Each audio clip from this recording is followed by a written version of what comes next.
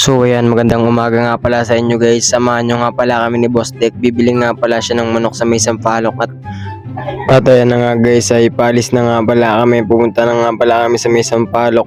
Kahit medyo maulan guys, sobrang ganda din ng panahon. Tapos ang ganda pa ng view dito guys, sobrang solid. At ayan, samahan nyo na kami. Babiyahe kami tapos tamang gala lang daw, sabi ni Kay Pasaway TV.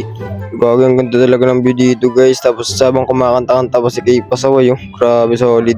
At ayan na nga guys, panoodin nyo nga pala yung montage ko dito guys. Salamat. Ayun, may nagkahulihan nga palang bike dito, no. Inuwi ng peso yung bike.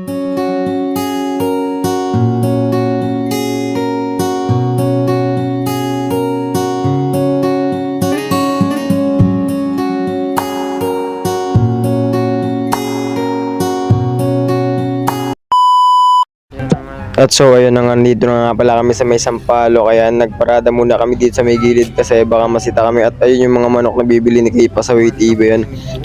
At ayan na nga, pinagmamasdan ni Kay Pasaway TV yung yung mga manok na bibili niya. Ayan. Ayun, oh, sobrang masasarap siguro yan guys, oh.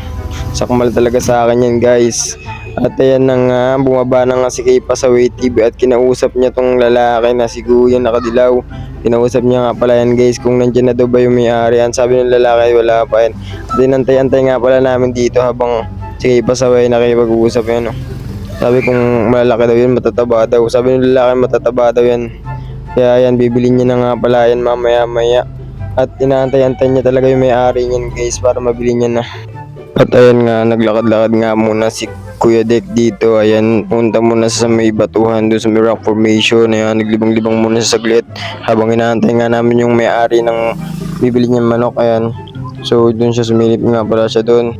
Papakita na nga pala namin sa inyo guys yung bibili niyang manok. Ayan, malalaki, sobrang malalaki talaga.